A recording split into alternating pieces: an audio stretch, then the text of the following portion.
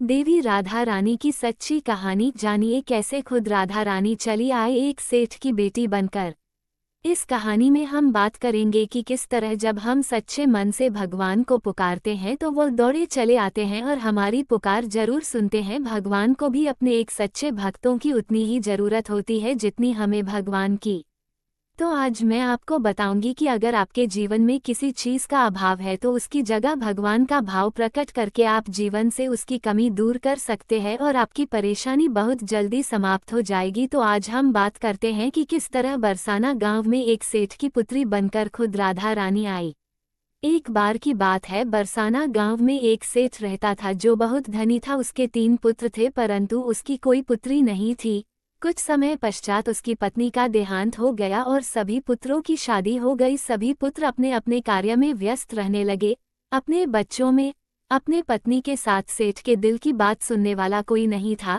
सेठ को शुरू से ही इस बात का बहुत दुख था कि उसकी कोई पुत्री नहीं है, लेकिन अब उसकी पत्नी की मृत्यु के बाद उसको ये दुख और सताने लगा और वह इस बात को लेकर परेशान रहने लगा कि उसकी कोई पुत्री नहीं है। एक दिन एक महान पंडित उसके घर पर आए और उसे दुखी देकर उसने पूछा कि तुम्हें किस बात की परेशानी है, तुम क्यों दुखी हो। तो उसने अपना दुख का कारण पंडित को बताया कि कोई मेरी पुत्री नहीं है, इस वजह से मुझे अपने जीवन में यह अभाव रहता है कि मेरी कोई पुत्री क्यों नहीं है। तो वह पंडित उसको कहता है, लोग ये भी कोई परेशानी की बात है, तुम राधा रानी को अपनी बेटी मान लो।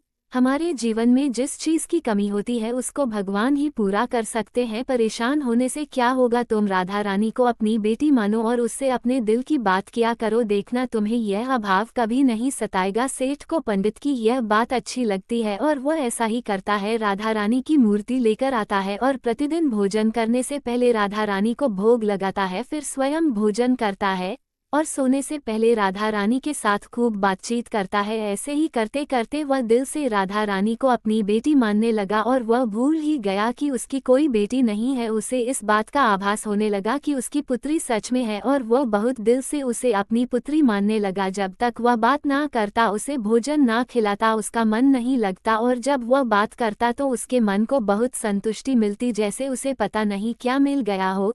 एक दिन की बात है, सेठ के घर पर एक चूड़ी बेचने वाली मनहारन आती थी और वह उसकी बहुओं को चूड़ियां पहनाकर जाती थी। एक दिन वह चूड़ी बेचने घर पर आए और उसने सेठ के बेटे की तीनों बहुओं को चूड़ी पहनाई। उसके साथ जब सेठ की बहुएं चूड़ी पहनकर चली गई तो उसके सामने एक हो और कन्या आई और उसने कहा कि मुझे भी चूड़ियां पहन दो।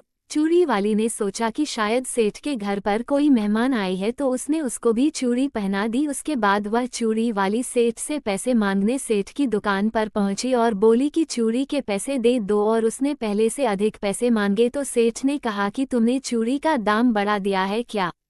तो उसने कहा, नहीं, मैंने चूड़ी का दाम तो नहीं बढ़ाया, परंतु आज मैं 4 को चूड़ी पहना कर आई हूँ। उसने कहा, मेरे घर पर तो 3 ही बहुएं हैं। तो उसने कहा, नहीं, मैंने आज 4 को चूड़ी पहनाई है। सेठ ने कहा कि तुमसे कोई गलती हुई है, मेरे घर पर तो चूड़ी पहनने के लिए मेरी सिर्फ 3 बहू है। तो उसने 3 के पैसे चूड़ी वाली को दे दिए और चूड़ी वाली भी बिना कुछ कहे पैसे लेकर अपने घर चली गई। रात को सेठ घर आया और हमेशा की तरह राधा रानी को भोग लगाकर और खूब सारी बातें कर सो गया। उस दिन रात को सेठ के सपने में राधा रानी आई और कहने लगी, बाबा, तुमने चूड़ी वाले को मेरी चूड़ी के पैसे क्यों नहीं दिए। जब तुम मुझे अपनी बेटी मानते हो तो तुमने मेरी चूड़ी के पैसे क्यों नहीं दिए। और ऐसा कहकर एक लाडली बेटी की तरह रोने लगी। यह सब देखकर सेठ की आंख खुल गई और वह भी रोने लगा। जब सुबह हुई तो वह चूड़ी वाली के घर गया और बहुत सारी स्वर्ण मुद्राएं उसके पैरों में रख दी और उसने बताया कि तुम कल सच बोल रही थी, तुमने कल 4 को ही चूड़ी पहनाई थी। मैंने राधा रानी को अपनी बेटी माना है। तुम बहुत भाग्यशाली हो जिसको राधा रानी के दर्शन हुए हैं। मैं इतने दिनों से उनके दर्शन को तड़प रहा हूँ और